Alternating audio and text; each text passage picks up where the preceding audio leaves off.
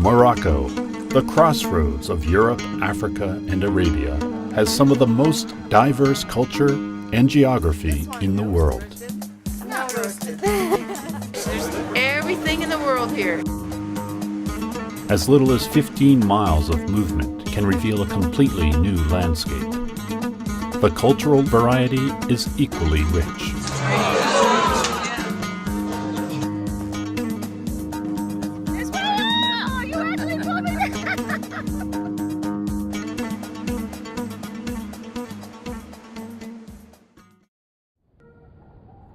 Fez, Morocco's second largest city, was founded in the 9th century and is home to the oldest university in the world.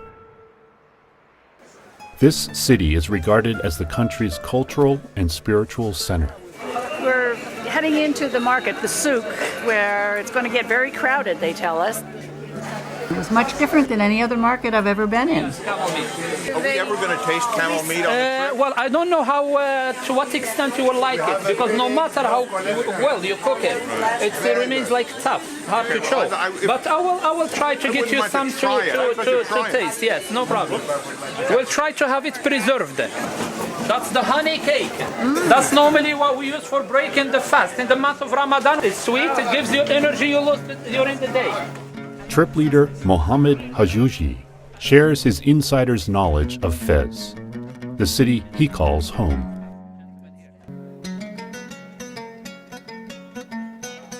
This is our first Arab country.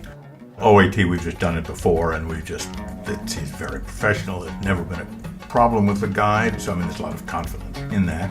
You see the goat skin container? So they clean them and fill them up with water. I like his honesty. A good professional guide is really valuable. And may God bless you all with God's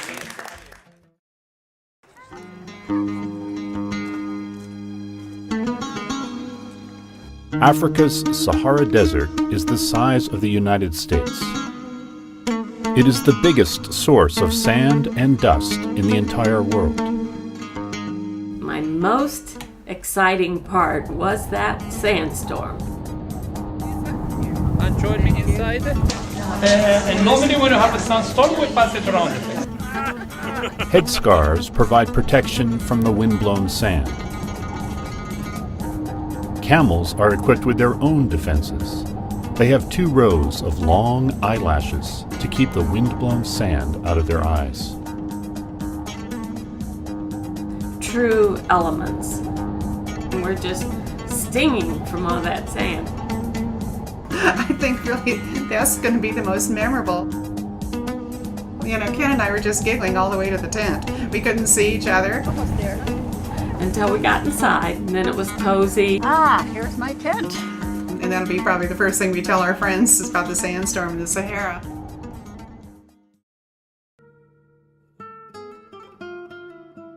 After a night with some of the brightest stars seen from anywhere on Earth, the sun rises in the east, shining over 3,000 miles of desert. Well, it made me feel happy. I liked the visiting with the people, getting to know the people.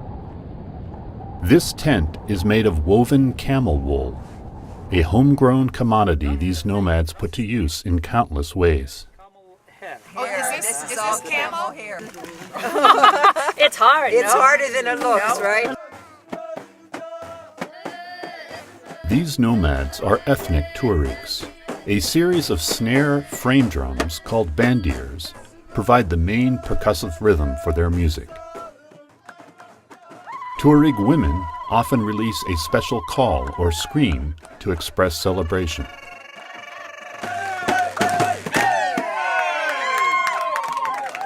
And the men were singing, and the drums were beating, and we were dancing, and it was such a joyful experience.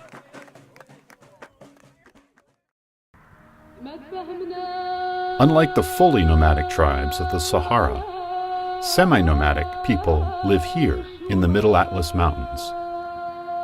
They lead their herds into these mountains each spring to graze for the season. There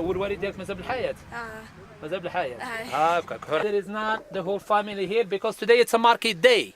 So they went into the souk. The nearest souk, or market, is a half-hour drive away and provides this young woman's family of 7 with all the food supplies it needs. She just was smiling and laughing so much at the time. Well, that's what I told her. Now it's your turn.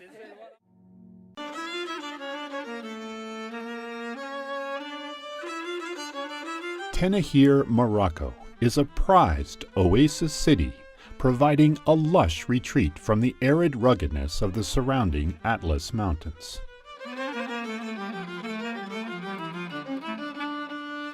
For the locals of this emerald in the sand, the pattern of daily life is old, centuries, even millennia.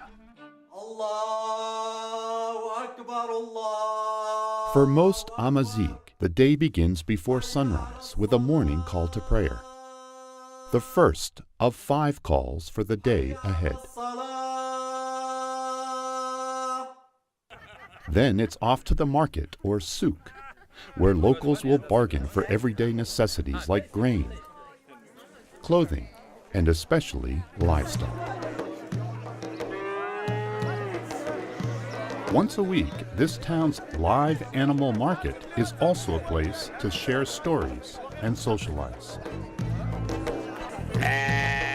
Animals are central for many households in Tenahir, but for the semi-nomadic people surrounding the city, they are vital.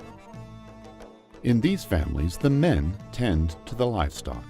The women look after the family. For all families, traditional Moroccan cuisine served at lunch and dinner has changed little over time. Tagine is a local staple, commonly eaten with flatbread called hobs. While education in Tenahir has improved recently, for many children in the more rural areas, access to school remains limited. Some young students in the region have a long way to travel to school. Very good.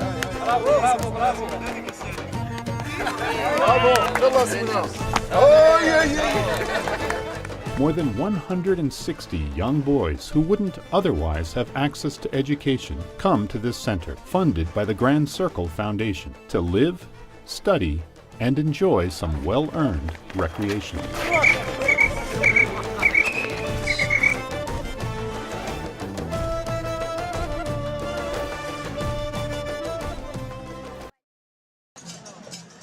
Marrakech's main square is arguably the busiest in Africa.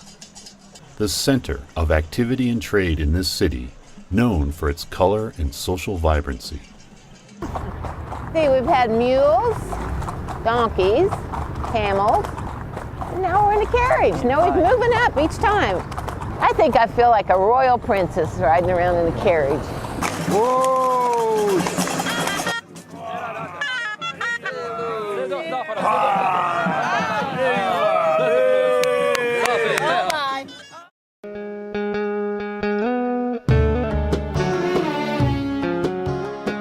From the beaches of the Atlantic Ocean, to the snowy peaks in the Atlas Mountains, to the desert sands of the Sahara, Morocco is a land of stark contrasts. Each day, a new discovery. Was so furious with my children when they got a tattoo. You only live once. This is completely out of the normal range of our experiences, so I just love it.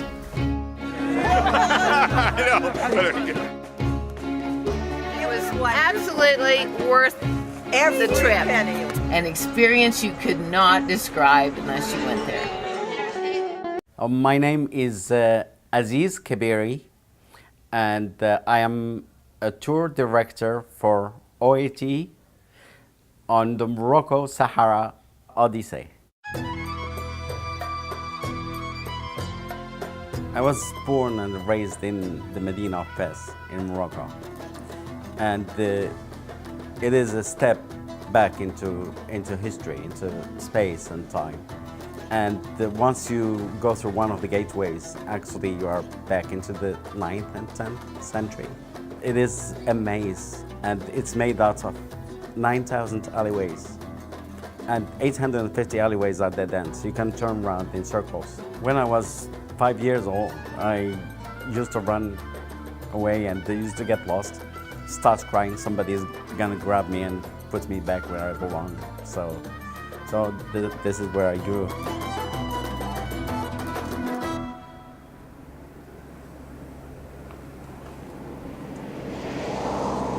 The country is not big. It is the size of Texas.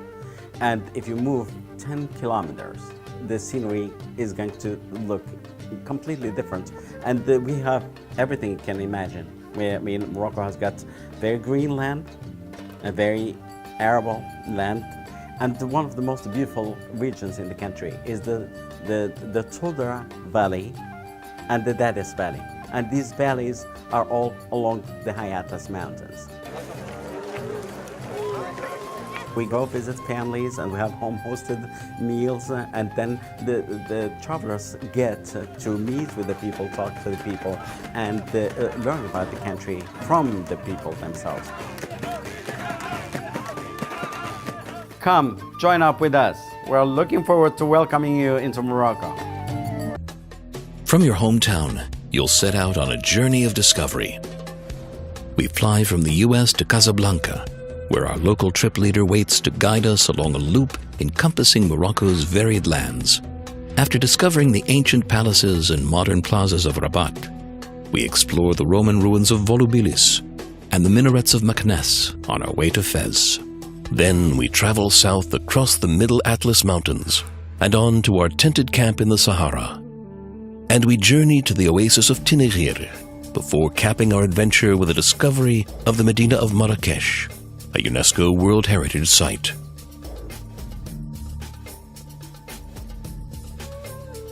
On this adventure, you'll explore some of the highlights of North Africa. We'll discover several UNESCO World Heritage Sites, like the Medinas of Fez and Marrakech, the mountain fortress of Aït Ben Haddou, and the ancient Roman settlement of Volubilis. We'll take in striking views of the Moroccan landscape and visit remote villages as we travel across the Atlas Mountains. And a real highlight will be our stay in the Sahara, where we'll walk the golden dunes and sleep in comfortable tents beneath the countless stars of the desert sky.